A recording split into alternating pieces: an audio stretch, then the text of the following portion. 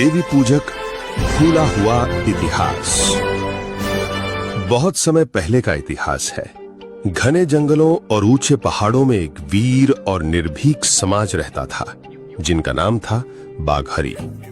आज कई लोग इन्हें देवी पूजक या बाघरी कहकर बुलाते हैं, लेकिन हमारा असली नाम और इतिहास कुछ और ही है। बाघरी लोग ऐसे योद्धा थे जो जंगलों में रहते थे। हम अपने भोजन और जीवन के लिए शिकार करते थे। हमारे समाज का मुख्य काम था शिकार करना, और उसमें भी बाघ और शेर जैसे खतरनाक जानवरों का शिकार हमारी खासियत थी। ये कोई आसान काम नहीं था।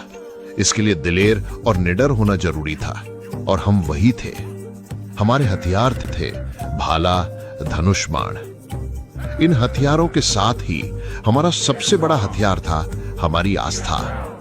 हम अपनी इष्ट देवियों पर अटूट विश्वास रखते थे। हम मानते थे कि चाहे हमारी गर्दन चली जाए, पर देवी का अपमान नहीं होना चाहिए। यही आस्था हमें शक्ति और साहस देती थी। जंगलों में रहना, बाघ शेर जैसे हिंसक जानवरों से आमना सामना करना और उनका शिकार कर पाना, यह सब हमारे रोजमर्रा का हिस्सा था। लोग कहते थे, जो बाघ का मांस खाता है वो कैसा होगा। हम खतरनाक थे, लेकिन उस खतरनाकी में हमारा साहस, हमारी कला और हमारा इतिहास छिपा था, ना कि कोई बुराई। एक बार की बात है, हमारे इलाके के आसपास के 2-3 गांवों में एक खतरनाक आदमखोर बाघ आ गया था। उसने कई लोगों को मार दिया था। गांव के लोग डरे सहमे थे।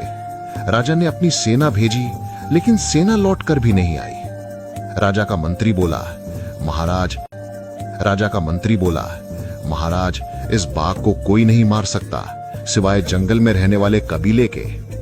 राजा ने कबीले के लोगों को बुलवाया और कहा, अगर तुम इस बाघ को मार दो तो तुम्हें इनाम मिलेगा। हमने बिना डरे एक ही दिन में उस खतरनाक बाघ को मार दिया। जब हम बाघ का शव लेकर राजा के दरबार में पहुंचे, राजा खुद दंग रह गया। उसने कहा, तुम में वही शौर्य है जो एक क्षत्रिय जाति में होता है। तुम लोग आम लोग नहीं, तुम तो बाघ को हराने वाले हो, बाघरी। यहीं से हमारे नाम की उत्पत्ति हुई, बाघ धन हरि, यानी बाघ को हराने वाले। राजा इतना प्रभावित हुआ कि उसने आदेश दिया कि इन बाघरी योद्धाओं को गांव की सीमाओं पर बसाओ, ताकि जब कोई जंगली जानवर गांव की तरफ आए तो यही उन्हें रोकें और शिकार करके गांव की रक्षा करें। तब से बाघरी लोग गांव की सीमा पर रहने लगे, जंगल और गांव के बीच एक ढाल की तरह। जहां बाकी लोग डरते थे, वहीं हम डटकर खड़े होते थे।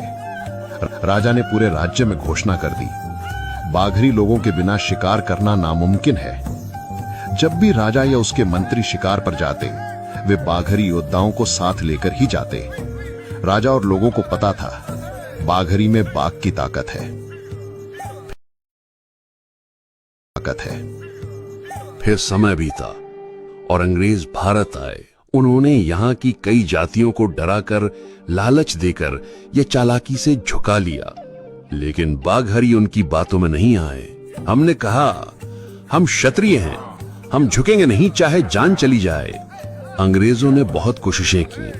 वे बार बार दबाव डालते रहे, डराया, धमकाया, पैसे और जमीन का लालच दिया, फिर धमकियां दी, फिर बंदूकें तानी, लेकिन बाघरी नहीं माने। हमने कहा, हम राजा का भी हुक्म सोच समझकर मानते थे। अंग्रेजों की तो हमारे सामने कोई औकात ही नहीं। हम अपने तीर भाले लेकर मोर्चे पर डट गए। जंगलों में छिपकर, पीड़ के पीछे से घात लगाकर अंग्रेजी फौज पर हमला किया। हमारे तीर उनकी बंदूकों से टकराए। हमारा साहस उनकी